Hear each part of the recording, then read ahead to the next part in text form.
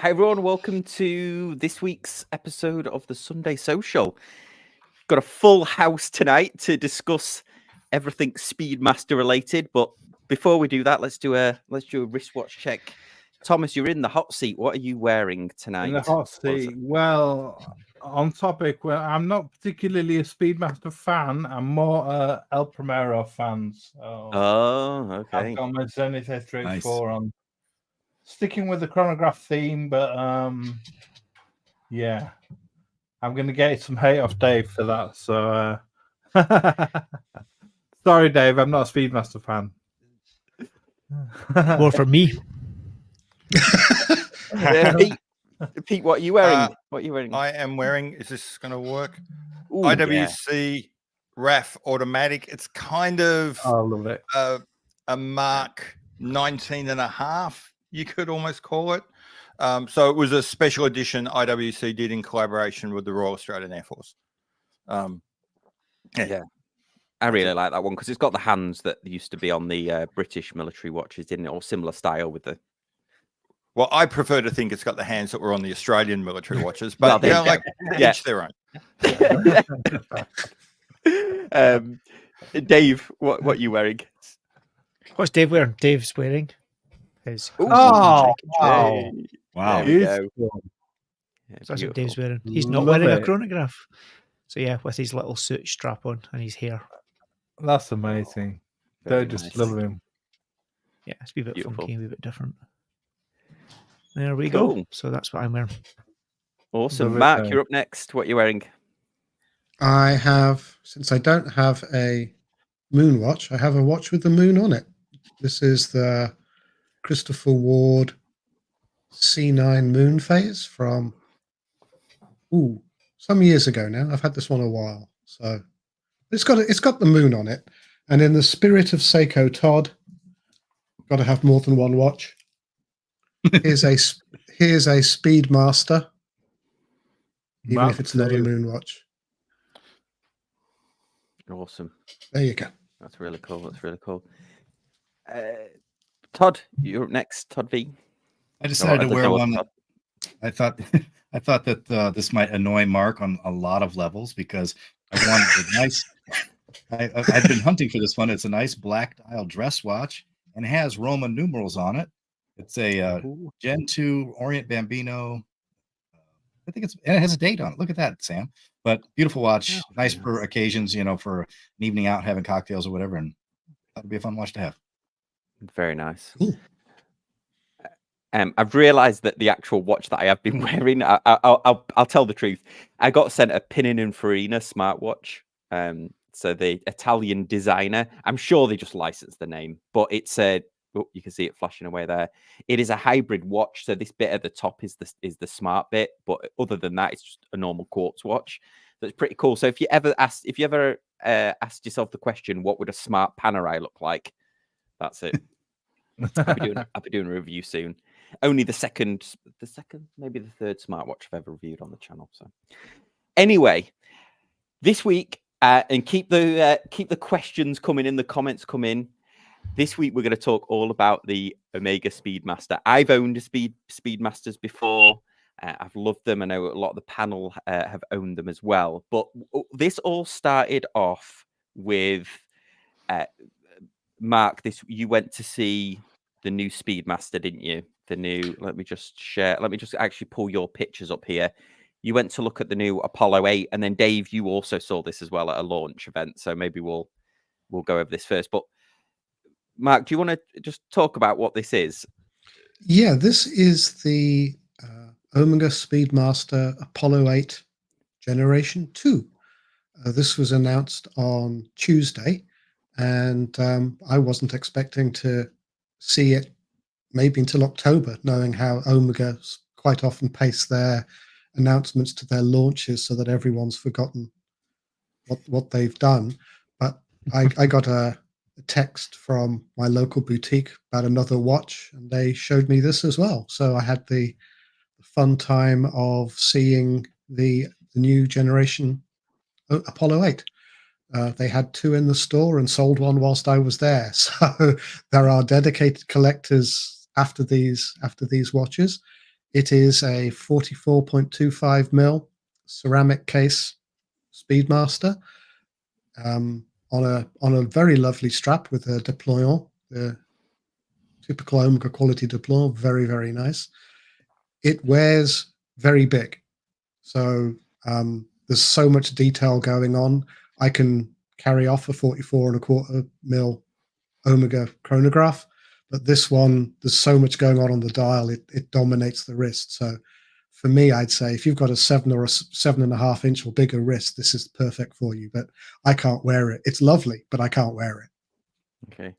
And Dave, you went to the launch event of this watch. Oh. Yeah, so they launched it actually. When was that? Tuesday just passed, and they did a bit of a launch in Switzerland at Omega headquarters, and I was lucky enough to be there. And they didn't, up until the point of when they launched it, they didn't really say too much. They kept talking about Apollo 8, which kind of gave a bit of a clue as to what it was going to be around. And I think it's fair to say there was other things that people thought it might be, and then it turned out obviously to be the Mark II generation of the Apollo 8 ceramic. There was a lackluster reception, shall we say, in the room for the first 10 minutes or so until folk got hands-on with it and actually got to hear a little bit more about it and why they had changed it, which of course a lot of which makes sense. The new movement, all of them are transitioning to that new Meta-certified master chronometer movement, and a few of the little other upgrades that they've done to it as well. So it was a funny one, but it's the first of many releases that are due to be scheduled for this year for Speedmasters after a very quiet year last year. Okay. So we had a good discussion about this in our chat group, and the question came up: are there too many Speedmasters currently out there?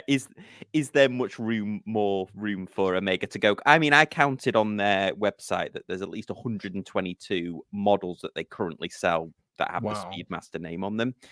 Could be different variations and stuff, but I guess I'll throw. And that's just current models, not past models. Well, one of the problems with Omega's website and Omega's catalog is that you see they will have 2 or 3 models, and one will be a bracelet, one will be a strap, one might be a strap with a deploy, or one might be a strap with a buckle. So therefore you've got 3 SKUs, 3 pictures for the same watch. It's confusing, but I don't think there's actually 122 different Speedmasters. There's 122 different strap options. Yeah. But is that too many? Some of those models have hung around for years. I don't know if the Mark II Rio from 2016 is still on their website, for example. It disappeared for a while, then reappeared. So things will hang around for a very long time when perhaps they have them shuffle off this mortal coil a bit quicker. Do they all fall? Yeah, I'm not an Omega Speedmaster expert, so do they all fall under they all limited release, limited edition, or just regular stock items? It's all over the board. Yeah. Vast majority will be series production. Okay. Yeah. Speedmaster as well also covers quite a few sub-families, if you want to put it like that. Moonwatch is one of the sub-families of Speedmaster, which is the kind of relatively true to the edition that was the watch worn to the moon, yada yada yada. You've also then got things like the Dark Side of the Moon collection, which is the ceramic based ones. You've got the kind of you've had smaller ones before, you've had the precious metals, you've had the kind of jeweled ones. There's lots of different kind of subcategories of it, the jewel counters, all of these kind of things. So there's a plethora of different subfamilies within the greater Speedmaster family. Obviously, the most famous one is the kind of the classic Moonwatch, as in the watch that is derived from the one that was worn to the moon. But yeah, there is a lot of iterations of it. There's also quite a few different dial colors, as Mark mentioned, straps, bracelets, etc., and quite a few of the models still on the website. It would probably be unfair to call them current models. It might well be models where there is absolutely still supply within the kind of greater retail network. But as to whether they still make them now, that's a very different question. Sam, could you just click on the Speedmaster tab at the top and just to show the product families? Yep. There you go. There's 6 product families, as Dave said. And some of them are quite distinctive. The 2 counters are a distinct family. They don't look like a Moonwatch, other than they're a chronograph with dials, but they certainly don't look like what we think of as the classic Moonwatch. Exactly. Yeah, that screen that you had is kind of at the core of my problem with how Omega has sells not just the Speedmaster but also the Seamaster line, in that it's almost turned that how do I put it? It's almost turned that watch into a brand.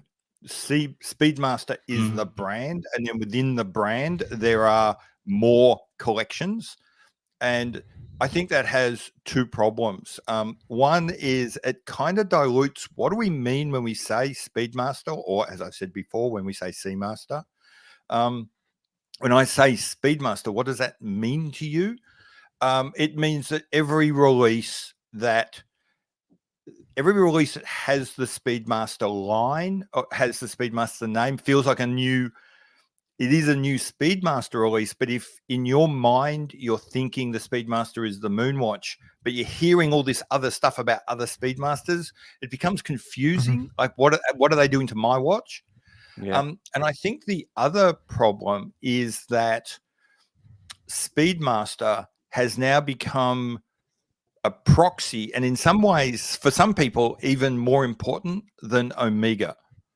That it's people collect Speedmasters, they don't collect Omegas. And I think that is a long-term problem for Omega, because it means that you can walk in, buy your Speedmaster, and you're done. You turn around and walk out. You never need to walk into that store again. Compare and contrast them to, their most famous rival. Rolex never allows a single brand to overshadow the brand. And it's always a case of, how many videos do you see where people say, I've bought my first Rolex, and before they've even got that first Rolex in their hand, they're already planning to buy the second one. You just don't get that with Omega. And I think that there's a whole bunch of reasons for that, but I think their catalog structure and the way they present is a major part of that. They've been eaten by 2 of their watches. The brand has been eaten by 2 of the watches. Yeah, it's an interesting book, because Speedmaster originally was a racing watch, wasn't it? I think it was for Italian race cars or whatever. First watch to ever have a tachymeter bezel on there, and it got into NASA's hands. Omega, a whole bunch of watches were being tested, weren't they? And it just so happened that the Speedmaster was flying colours, while the other watches sort of fell apart. Beat higher in the Daytona and all sorts of other watches. So I think even Longines might have had one in there as well. But so that's where it became famous. But I think hadn't Omega sent it there because they'd seen Ed White had worn his own. It was Omega USA. It wasn't Omega, the mothership. So it was I think it was what you'd probably call it a request for proposal, as in, this is our spec, send it in and we'll test it and see what passes. And it was only later. Oh, sorry, Dave. Our true Omega historian. Let's just say there's a lot of narrative around this topic, but the reality, I was really lucky a few years ago to go to a panel with Jim Reagan, who was the guy at NASA who decided which watches were selected for manned moon space program. And the reality of it is because they are a government department, they aren't allowed to be swayed by commercial interests. And quite literally, he got sent out to buy a range of watches from a jeweller's that he felt would best suit the needed purposes of the program. And he bought, I think from memory, 7 or 8 watches from some well-known brands. He bought a Rolex, he bought a Speedmaster from Omega, he bought a variety of, I think he bought a Longines, a variety of other watches as well, and then proceeded to put them through a program of destruction, for want of a better phrase, to see which ones would fare under the expected conditions that we're going to be seeing. Freezing cold temperatures for things like, capsule moonwalks, all of these different things like that.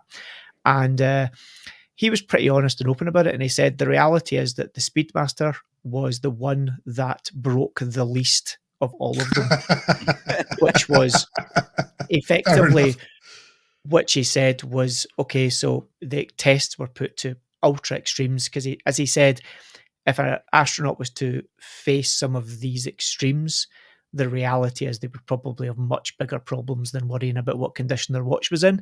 But he said that it was kind of, the theory in those days was test it to the point where do the worst you can do to it, and if it still can do some of what it was designed to do, then it might be okay.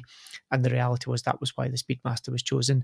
They tested multiple iterations of watches, and they did multiple tests, and it was the one that fared the best out of all of them, which then resulted in an order being placed by NASA with Omega directly for a considerable number of watches, which became effectively a working set that were owned by NASA and used as effectively sign-out tools. So as they needed things, they could have a watch signed out to them for a given mission or a need, and that's where it came about. So this whole story, to be fair, if you look at Omega's history of it, they don't explicitly say we did X, Y, and Z. And more over the last couple of years, they're becoming more honest about the fact that the very genesis of it was that they were one of the batch of watches that got picked. Just so happened that they did well in it in terms of, or did better than everyone else. So that's kind of the reality as I know it. And I guess from the horse's mouth is the best place to hear it from. Does anybody know how many watches they actually ordered and then went to the moon or left low Earth orbit? Let's be more specific. Because I'm sure they not were off the top of my head, but I do have the papers. Yeah, well, multiple times. I have documents. We went to an event.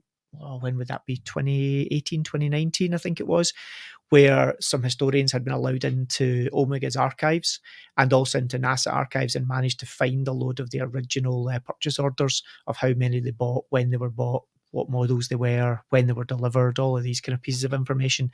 And yeah, they very much were signed in, signed out. They would be used, they would come back, they would get signed back into stores effectively, and quite often they were then shipped off immediately back to Omega to be fully overhauled and serviced, and then they would go back into the pool. So at any one time, some were being serviced and some were being utilised and some were in stores, and they had enough that they could kind of cycle them round. So it was a fair number. From memory, it was in 50 odd units, something like that. So it was quite a lot. Yeah. Because there's so many. I remember when the first luxury watch I ever bought was an Omega Speedmaster. I bought it off eBay back really early. Well, not really early on for eBay, but it was like 2006 when you didn't really buy luxury items off eBay, and I bought it because of that NASA connection. And even then, I know there was a lot of information flying around, wasn't there? Because I heard that that they put the Hesselite was so that if Sapphire had smashed in zero gravity, it would have been an issue. But then I don't think that was the reason. I think it was just that watches came with Hesselite at that time, or acrylic crystal at that time. It's certainly true that Sapphire will shatter and Hesselite will crack. Yeah. So there is a logic behind that, even if Sapphire wasn't available in the mid to late 60s. Yeah. There's a possibility it was that first one. Yes. Congratulations, it came with Hesselite because that's what they all had. Yeah. But then it could be that that's what they kept because I don't think there would have been anyone with sapphire crystals at the time, would there? Very little. So it'd be very early if it was. Yeah. So this could be an example where the initial decision was frankly just an accident of history, but then there was a decision to stay with something. One of the things I found myself, Dave, do you have any idea how many examples of each watch NASA bought for that trial? Do I? Not off the top of my head. From memory, what they did was I think they initially bought basically one of each. And one of the things I remember him very explicitly saying was, he said the bit of the joke was that they were spending hundreds of millions, if not billions. And, remember, this was back in the 50s on this program.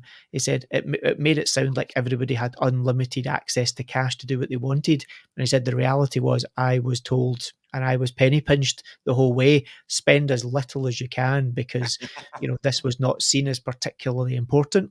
And he was doing everything on a budget. And he said it was basically, my department was me. I was the guy that had to go down to the shop, buy the watches, go bring them back, hand the receipt in, get all that done through the paperwork and the books, and then go and do the testing on them.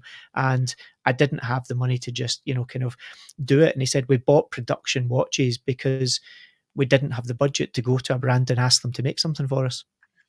I just got thinking, and that doesn't surprise me, but I just got thinking there's an interesting question in that.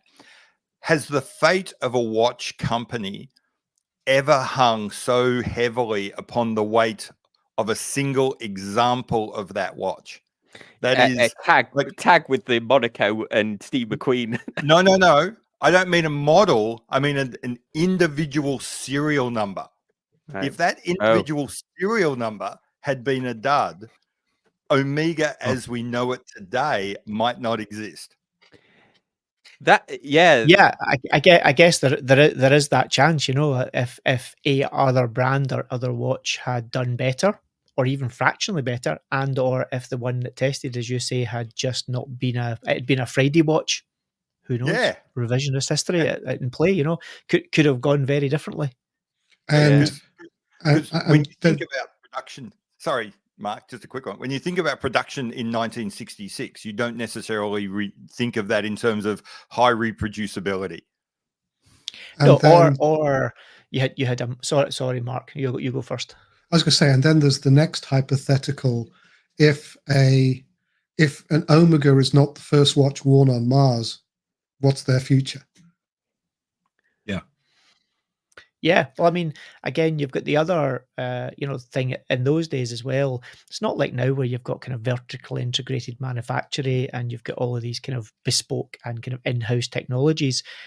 That watch, along with probably a multitude of the others that were tested, various components, screws, main plates, hairsprings, all of these parts probably came from the same cottage industry that was making those parts to supply to the broader Swiss watch trade.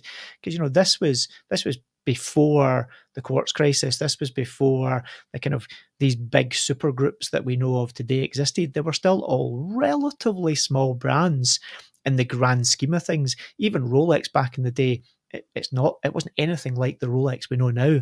So it's just a luck or happenstance, if you want to put it that way, that watch happened to be the one that got picked. I would think, though, if I'm understanding what Pete's saying, though, I mean, really, though, the watches that were made back then, and everything that was made back then was made with a different thought. People put care in, there was a certain pride. So, yes, there could have been a one-off or a problem, but I've had numerous vintage watches come from my collection that are just random pieces, and they're still running fantastically. Like, there was a different level of care given when people were building watches in the 60s. Yeah, they were hand built and they weren't made in a manufacturing, but I just like to think that romantically there was somebody who really cared when they handed their end product in. I honestly think that's also a little bit of looking back with rose tinted spectacles, because tolerances and what we can do now, they didn't have anywhere even remotely close to what we can do technically now. What they did have was a degree of, how should we put it politely? There was a little bit of a degree of tolerance and give in most watch movements back in the day, which actually tended to play out pretty well in the long term. It's a bit like, if you build a rough and ready engine that's got enough tolerance that it doesn't leak fluids but keeps going, it will keep going. Whereas modern engines are so finessed that the performance is there, but when it can go wrong easily. And I think it's the same kind of thing. There's vintage watches that were also simpler in the day. There's also the statistician in me says, well, there's also the Weibull distribution that says some things will fail really early. so you have it's a bathtub. So some things will fail really early. Then you've got a common failure point, and then some things will last almost forever, and it's pure chance. Also, with the vintage watches, somebody might have looked after it in its past. I think there's a fair bit of survivor bias going on with vintage watches today. The vintage watch you've got today is the one that survived, and so it's the one that's going to be good. What you don't see are the 99% of the others that have fallen on. Died. Yeah. The other good point. Yeah, I mean that Omega also, not only was it the first watch on the moon, but it kind of saved the moon landing, didn't it? Because Neil Armstrong left his behind to make sure that they were, because they only had a certain time, didn't they, to set back off. But it seemed like Omega kind of they kind of blurred over that bit of history, didn't they? Because you never really saw Neil Armstrong featured as prevalent as Buzz Aldrin, who Buzz Aldrin actually wore the Omega. But I think arguably it's equally a good a story about Neil Armstrong leaving it because the mission clock failed or in the module. I think you're beginning to see, though, more of a true narrative now than maybe we've seen over the last couple of decades. We're moving, I think, genuinely for a lot of brands, we're beginning to move into an era where they've realized they can't get away with the smoke and mirrors that they have got away with for so long, because people are more educated, access to the internet, access to better flows of information that probably people didn't ever really have access to before. And suddenly the true story is not that difficult to find out if you want. So the brands are having to kind of try and pull that true story into their marketing narrative now, because otherwise they just get called out for it. And when they get called out, they get called out pretty hard for it as well. And there's lots of amazing little stories that Omega, along with lots of other brands that have done cool stuff as well with watches, have. I remember them saying that the early Corona spy satellites that the US launched had a mechanical wristwatch inside them. And when it took a photograph of somewhere on the Earth, it actually also had a photograph in the corner of the wristwatch in the satellite so that they could, align timings. Yeah. And of those photographs, because of course they didn't have GPS, they didn't have digital computers that would overlay time and position and all of these kind of things, and that it was a other brand that had the timing piece in these satellites, and it proved to be very unreliable, and that Omega were asked to provide them on the quiet, and they were replaced with Omegas. And you can see in some of those early photographs, you can see the little Omega icon on the watch face in the corner of the photographs, that only after 40 years, 50 years have been declassified from being those kind of top secret files. So they've got lots of little actual true cool little stories. They should probably use more of them, because it'll probably sell. It'll probably last them better anyway.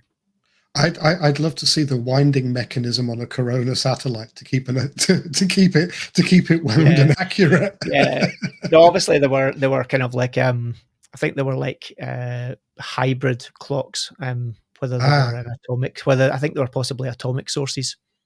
Yeah, you look at Omega's IP portfolio and look at all the things they patent, and there's not a lot to do with wristwatches in a lot of what Omega patents. Yeah, exactly. They do some very funky timing stuff. Yeah, they're a true technology company hidden away in the background. Dave, how do you feel about the marketing shtick? The constant bombardment of marketing shtick of the printed on the back of the dial of the modern Speedmaster, which has nothing much to do with the old Speedmaster, where it says the first watch on the moon. Yeah, the first watch on the moon. They're still saying that with the 3861, and I mean, it was the 861. I mean, Ed White didn't go to the moon. He died in the Apollo 1 fire, and Apollo 11 was the mission that went to the moon, I believe, and at which point the 861 had taken over the 321, and Buzz Aldrin wore an 861, didn't he? And from what I believe, so it's constant marketing of saying, still stamping on the back of the 3861, which is an evolution of the 861, but it tires me, to be honest with you. I find that constantly saying the first watch on the moon. Can they just say? Can they just drop that now? Do you think? Well, it's their marketing shtick, I guess, isn't it? Yeah, they're obviously not going to drop it easily because, you know, the kind of wider public narrative for people who, you know, aren't maybe as deep in the rabbit hole of watches as all of us and everyone kind of watching this as well. It probably means something to them. Do I think it needs to be there? No. Am I quite happy with the fact that it's a reasonably faithful watch in terms of lineage back to what was the watch back then, but has kind of been updated with technology and everything else as it moves forward? Yeah, that's enough for me, you know, but I don't really care for the case back engraving myself personally. But from a marketing perspective, I can 100% understand why they ain't ever going to let that one go. I think it's gotten silly, hasn't it? It's gotten silly how much is on the back of a Hesselite Speedmaster now. Yeah, absolutely. I mean, I feel like they have toned it down because there was a time, wasn't there? Well, two questions. First one is there was a time where they used to have like statues of Buzz Aldrin and stuff, didn't they? Like Breitling had its pilots. There was like a gold statue of Buzz Aldrin, wasn't there? I feel like maybe some of the boutiques have tied it down, but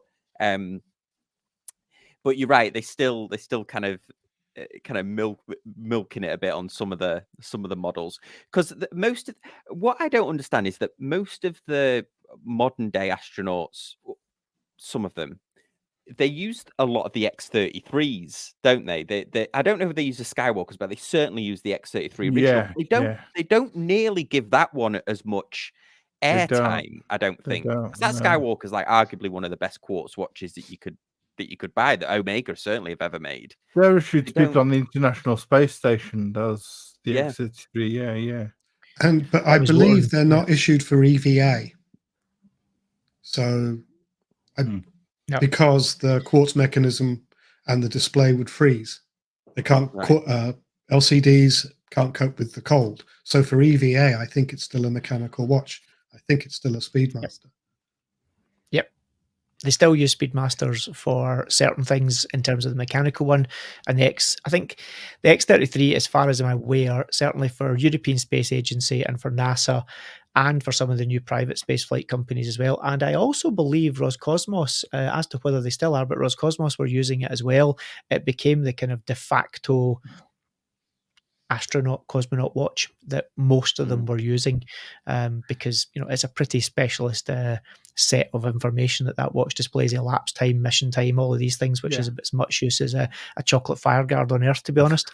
But they utilize these things because it is a true instrument stroke, you know, tool watch in the truest sense of it, and that's typically what they use. Yeah.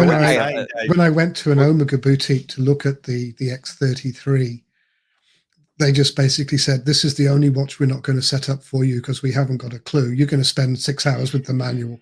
So like, we'll set up every other Omega in the store for you, but not this one. So the X-33, painful. Yeah, the X-33 is kind of like Omega's Betamax in that it's not massively successful at the consumer level, but in the industry, it is the standard to use. It's like kind of what happened. It's kind of what happened to the Betamax system. It's like Sony's mini disc. It died as a consumer product, but journalists kept on using it because it was a compact format. It gave excellent quality, and you know, some of the professional mini disc players will last forever. But it died as a consumer format. Well, that was a marketing fail, wasn't it? The mini disc, like probably the X-33 was a bit of a marketing fail, because the mini disc was, everybody thought, oh, I've got to replace all my CDs with mini discs, but it was actually replacing the tape. That then they never made enough of a thing to say, actually, you can record on it. They started to release albums on it, and people like, well, I've already done like CDs now. I'm not going to buy a load of mini discs for the sake of it. But, and then recordable CDs right before came the in. MP3 time. It was right. It was right in that window.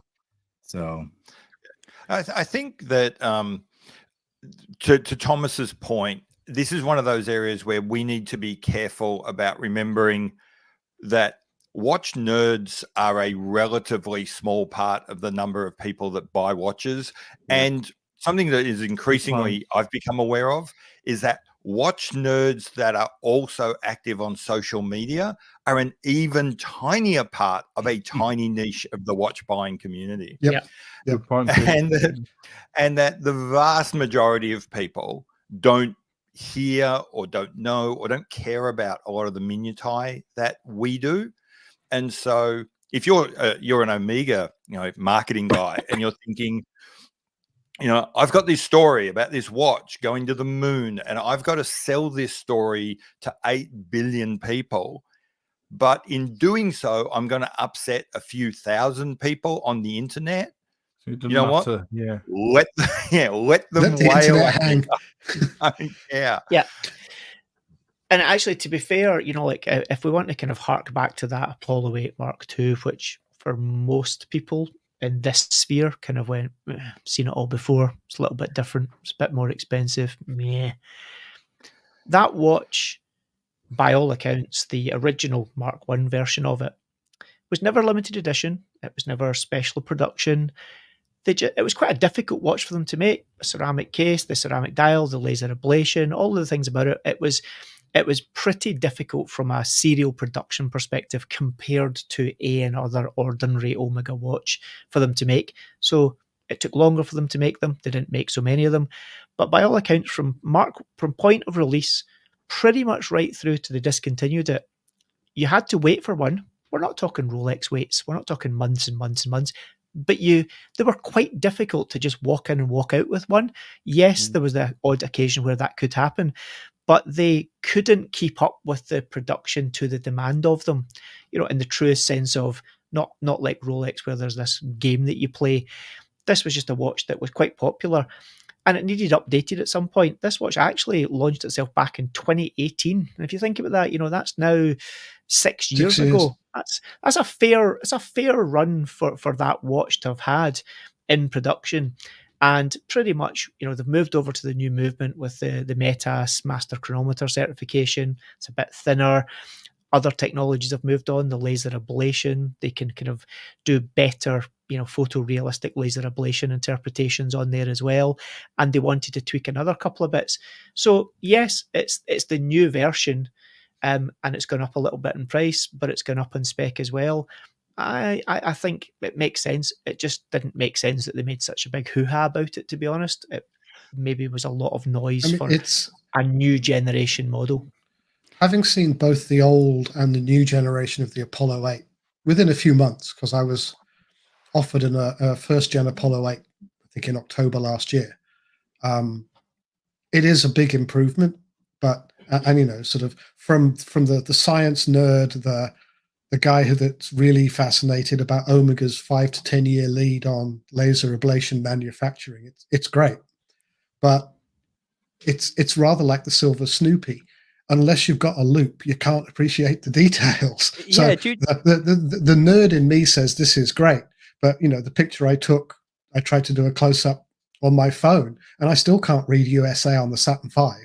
You need a loop to appreciate it. Yeah. So do you want to talk about this, Mark? What this bit is? Because this was part of the marketing launch, wasn't it? The fact that they'd done this. Yep, and yeah, it is a great piece of work. Omega really have pushed laser ablation as a manufacturing technology. You look at the dial, which you can't see here, and you can see they've mimicked the color of lunar regolith. They've put in all the correct black and white patches on the Saturn V. They've got a little USA inscribed on it, and it is an amazing piece of work. But the analogy I've used before, you try explaining that to your mates down the pub, and for them to appreciate the detail, you've got to show them a loop, and it ain't going to. It's a great piece of work. It really is. But I couldn't really appreciate the detail with my normal glasses on. Let alone, I had to put my reading glasses on, and I still couldn't appreciate all the fine detail. They've turned this watch up to 11 compared to the previous one. But it's really hard to appreciate the detail. The nerd in me knows how wonderful it is. The normie desperately trying to get me to stop watches can't fully appreciate it. I watched ID Guy's video about it, and he's called it a step too far, and I think he's right, really. I mean, Darkstar says that he thinks it needs a lunar module and a lunar vehicle on the other subdials, and I mean, it's far too gimmicky. I think. I don't think this is a watch intended for everyone. No, it's this not. is a watch It's not. that some people are going to really want, and I love that Omega makes watches that are not going to be mass marketable popular. Yeah. I love that, I'm going to say, I love that Omega is not Rolex. Yeah. I love that they have hundreds of SKUs. I love that they're producing new watches and new technologies, not every decade, but every year. I love that they make watches I don't like, that I actually really dislike. I think it's great that they make those watches. And so do I get off on the idea of a little Saturn V rocket on the subdial? No, but I absolutely love that Omega built the watch for the people who do. Yeah. And on that idea that, without a loop, you can't see things. What I would ask is, without some kind of independent timing device, can you tell how accurate your watch is? Without putting it on a time grapher, without putting it on a time grapher, without putting it on your phone, without comparing it to some external reference, can you tell through your normal human senses how accurate your watch is? No. Normally, I have to wait for 2 or 3 days when I'm late for a meeting. But the Speedmasters never had hacking, did they either? The Speedmasters never had a hacking secondhand. And that's the point, that we have no problem with the idea that normal humans can't tell whether a watch is accurate or not. We rely entirely upon the story that we hear about the watch being accurate. It makes no difference to our personal lives. And it's the same with when someone tells you about the USA on that little Saturn V. It doesn't really matter whether you can see it or not. It doesn't really matter if you need a loop. In fact, quite the reverse. That you need a loop makes it better. Yeah, that really it's there and you know it's accurate. Yeah. And so the next question is, I think for a while, the Speedmaster, a couple of years ago, became synonymous with, it's a limited edition. They have the Speedy Tuesday, the Ultraman and all that. And I think that still sticks, doesn't it? People think, the Speed. No, it still sticks. It's not true, but it still sticks. That's where I was going. Is the fact that I don't think that there's none, is there, that are limited edition? Not recently, put it that way. They've not done here is a new Speedmaster and there are only X number of this unit. That's been a good few years since they've done that. 4 or 5, I think. 4 or 5. Last year I can't even remember if they launched. I don't think they launched a single new Speedmaster model last year at all. The Snoopy, which was back in late 2019, they actually even say it's not limited production. It's just an awkward model to make. And, they are a mass production facility and they have to change certain things with regards to production to make batches of certain watches, which then means that the volume stream of other things doesn't get made when they're doing that, which is a really inefficient way for modern integrated manufacturers to work. So yeah, they've not done anything like that, but it hangs about like a bad smell. It's pretty much like Grand Seiko. They were never known for limited editions. They became known for limited editions, and everyone thought it was cool. And now everyone's like, they make too many limited editions. You can never really win, to be honest. Yeah, and it comes down to, and even if they did stop putting out so many models, people criticize Grand Seiko all the time for too many models, and Seiko, it's after lunch. There must have been another Seiko released. The flip side of that is, do you want to live in a world where there is never a new watch? Good point. And yeah, exactly. And I remember, like, just a few weeks ago on forums like this and everyone's complaining that it's pretty dull. There's nothing much going on. No one's producing anything new. And then someone goes and produces a couple of new watches and we complain about the fact that they're always changing. Yep. Well, we like And- You can't win. That's the problem. No. Well, it goes. Seiko, the classic example of that. I think it was a Blog to Watch on one of their podcasts. Somebody had counted Seiko releases in 2022, and it was like 510. So it's not quite two a day. Yeah. So, Go back you to what Pete said, like about. I love that they put that on there for the guy who wants to have that, right? That like the rocket, and it kind of goes back I'm glad to it's there. what Boracic Time said too, though. But for me, I'm like a different kind of buyer. And first of all, I'm never buying a $10,000 watch at all. Let's just say that right off the bat. I've got my Orient Bambino on. But there's a thin line between a fun detail and tacky, and it's subjective. But I feel the same way even about like the Omega Snoopy. It's like, I love that watch if actually it didn't have the Snoopy on it. I get why it is, and I work for NASA, and I know the connection. But if I've put $10,000 into a watch that I want to wear on my wrist, I don't want the kitschy thing on there, and that's just my vibe. I buy that like I have a Mickey watch, but it's a Citizen. I spent $120 on it. I think the real risk is, Todd, I think Omega is quite comfortable with the idea that you will never buy that watch, or that some people would never buy the Dark Side of the Moon. They can live with that. I think what does keep them awake and what does pause them a little bit is the idea that because you don't like what we did with the Saturn V, because you don't like what AP did with the Marvel character, because you don't like what Rolex did with the Emoji watch, that will stop you buying one of their other pieces that is designed for you. And I think that's an interesting question. It's less about whether you like this watch or whether you like the Dark Side of the Moon, but more like, do you dislike this watch so much that flows over to the plain Jane versions? Right. Go ahead. I'm going to go back. And I was also going to, and I was also quickly going to say what I find that people's line of where that is very much depends on what their view was of the brand before that happened. So if you're a brand fan, you find it quite easy to ignore the stuff that your brand is doing you don't really like. But if you're not a brand fan, you tend to focus on the stuff that brand is doing that you don't like. Yeah. Going back to the, like Sam brought up the Snoopy watch, and I'm going to say a dirty word right now. So just everybody hang in. Pagani made a ripoff of that watch, and they didn't put Snoopy on it, and it's better looking. But that's just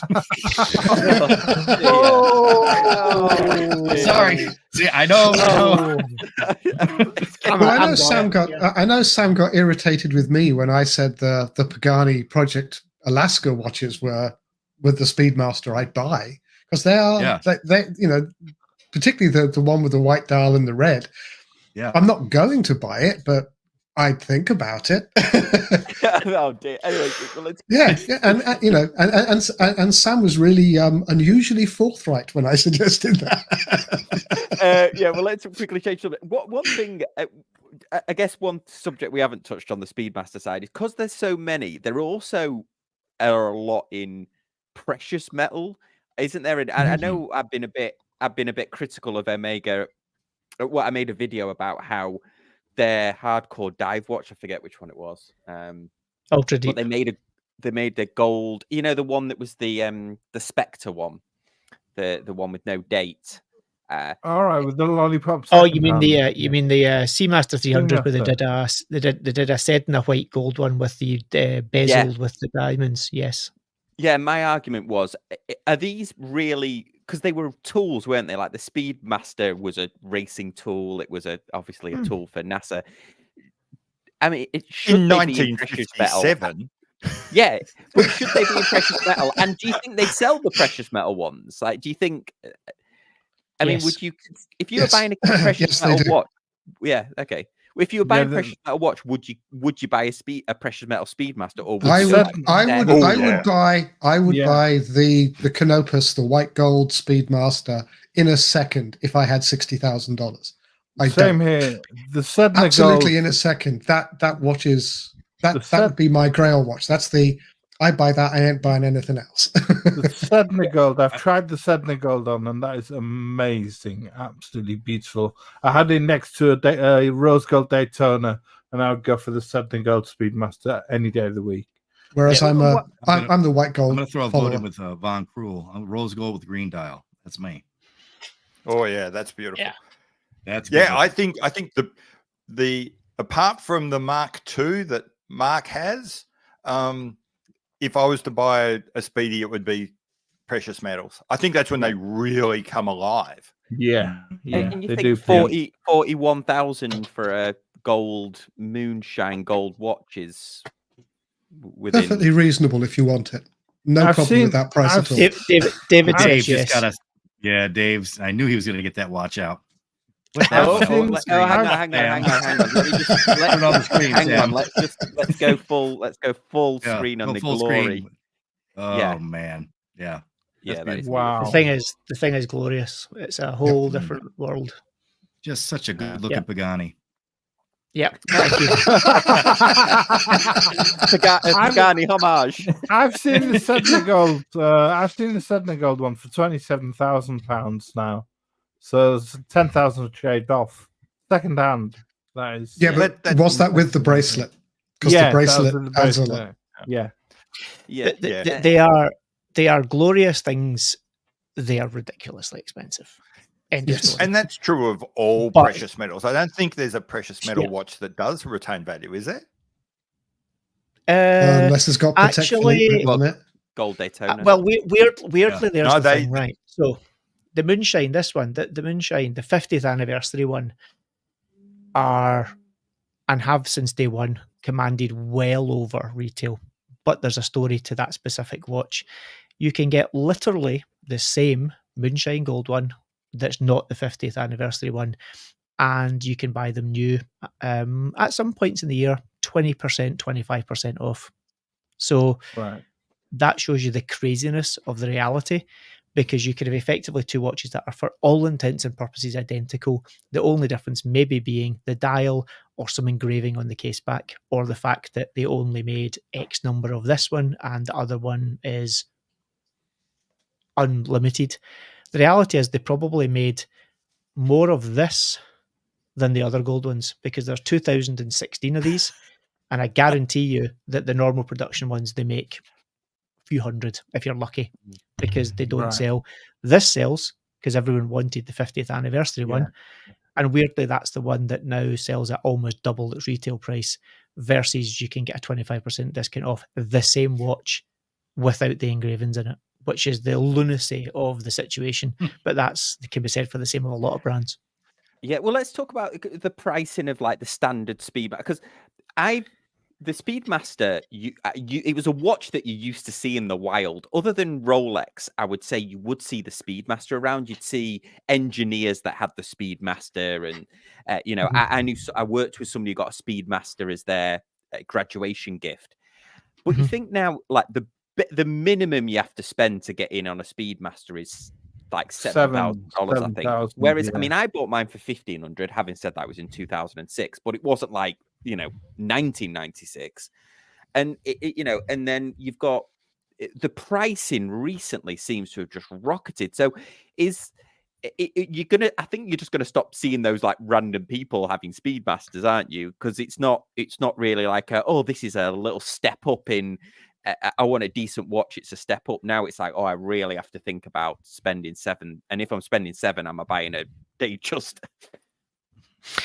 Well, I think there's a multitude of things going on. You only need to look right across the spectrum. Everything's going up in price, and outside of food, everything in this world's currently we're on a craziness of inflation mode at the moment. Watches, there's a multitude of things going on. I think there's a load of companies who've thrown a load of money at technologies, and some of those technologies will cost money, and they want their pound of flesh back for those. Some of them give them a reason to push the money up, whether there's any real world cost to them outside of R&D, and there's inflationary pressures there as well. But then the big thing in Switzerland is the value of the Swiss franc is not doing anybody any favours, let me put it like that, whether it comes to materials. So there's a whole trifecta of different pressures going on that sadly are only doing one thing, that's leading to the uplift of pressure. And then because no one's spending as much money on watches as they used to do, volumes are dropping. They still want to keep their bottom line high. So if you sell less, sell them for more, and you still make decent profit. So everything's going against watches being good value at the moment. But Yeah, 'cause I really, isn't it, the jump to the 3861, the current Speedmaster Professional, that did represent quite a big jump over the last of the 1860 ones. Mm-hmm. Yeah, and also I'd be shocked to my core if the average person, the 95th percentile person that buys a Speedmaster would at any point in their life think of cross-shopping that with the Datejust. Exactly. Yeah, it's not going to happen. Exactly. and actually, there's a good point. You know, that went up considerably when it went up to its new spec a couple of years back now. And last year was, by all accounts, one of the best year of sales of relatively regular Speedmasters in the last decade. Predicated along with, you know, and people will not like to hear this, but, you know, the whole Moonwatch thing absolutely did what it was intended to do. And they sold even more of them than they've done in many, many years at a significantly higher price. So the question is, who are the stupid people? And it is not Omega, let me put it like that. Do you think watch collectors have to prescribe to this sort of rule of thumb that you've got to have a Submariner, you've got to have a Speedmaster? You know, some do. Some do. Some definitely do. Yeah. Mm-hmm. Some do. Well, before we finish up here, then sorry, Deb. I was going to say one final point was. Go on, Dave. Sorry. One final point is, I think also there's an adjustment going on, which is not going to be a popular opinion, but luxury watches are moving back to where they were previously, which was not as obtainable as they've been for the last 10 years. And a lot of people don't like that, but that's the reality of it. If you go back to your father's generation, you know, if you got one good watch in your life, that was pretty much because that's all you could afford. It wasn't just about collecting or anything else. You know, the collecting was the domain of the very wealthy. It's been much more democratized for the last 10 years. You know, the average working person that, you know, put a bit of money aside could get watches and could kind of get involved in collecting if they wanted to. The days of that are passing, unfortunately. Yeah, definitely.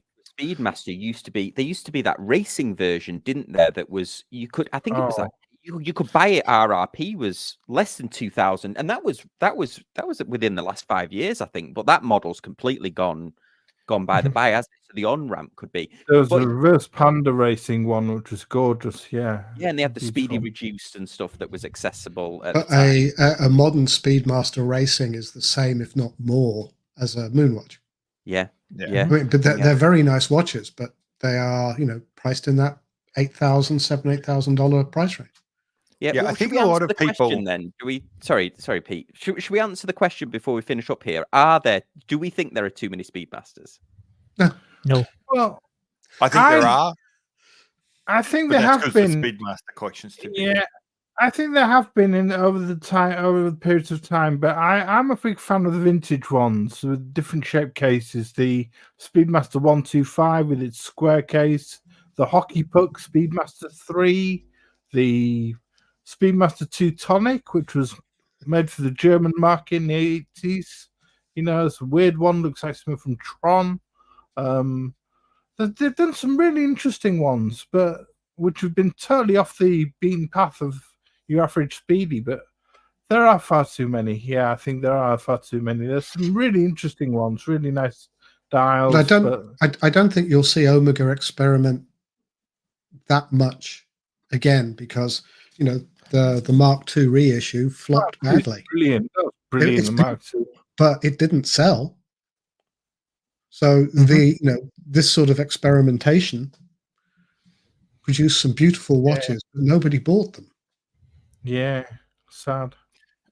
Yeah, and I this comes back to my point. I think it's because they've created this problem now that people have got in their mind what a Speedmaster looks like, and that's kind of not congruent with the breadth of the Speedmaster line.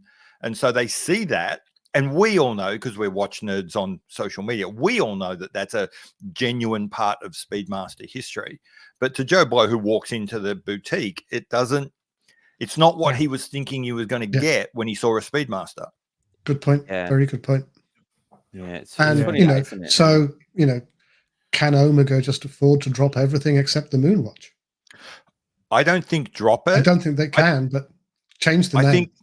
I think they're going to have to at some point bite the bullet and break their two big collections up. And so, like have the Speedmaster and then take the racing. Just create a whole new family and call it the racing family.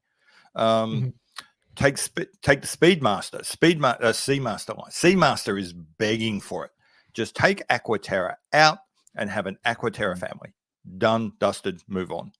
And then you'd have the wonderful situation that the rail watch isn't under the dive watch collection. Yeah. Yeah, Jurassic Time says Good logic. Omega's entire catalog is far too fragmented and confuses the enthusiast. Heck, it confuses me, and I'm an enthusiast. That's on the basis. Yeah. That's assuming the non-enthusiast looks at the catalogue. They probably don't. They probably walk into a shop, point at something and go, I like the look of that one. And that's the end of it. You're right, Dave. You're right. I lurk enough in Omega boutiques to know the very truth of what Dave just said. Yeah. I think it's the reverse. I think it's actually it's not so much that it's too fragmented, but it's not broken up enough. As I said, you look at Seamaster and you ask, what does a Seamaster look like? And there's 187 different answers to what a Seamaster looks like. Break that into Aquaterra, Planet Ocean, and Seamaster. And you've got three coherent collections that hang together and that can be then allowed over time to evolve in different directions. Yep. So your next career is in marketing then, Pete?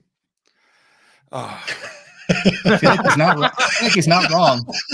No. Because you're not wrong. Yeah. Awesome. Any last points on this before we wrap it up for our hour? No. Awesome, guys. Thank you. I know we didn't get to. I know there was a lot of questions. We didn't really get to a lot of them, so I apologize about that. Actually, we actually did answer Chili Badgers, which was, what do people think of white gold? Is it pointless and expensive or cool stealth wealth? We actually answered that one without stealth wealth. Thanks, Brassic Time, for being a member as well. Very much appreciated, and thanks for all the other members that joined. Okay, well, guys, thank you so much for being active in the comments. Big thank you to the panel. Very lively discussion there, and we'll see you next time on Casual Watch Talk. Thanks, everyone. Take care, everyone. Take care. Cheers.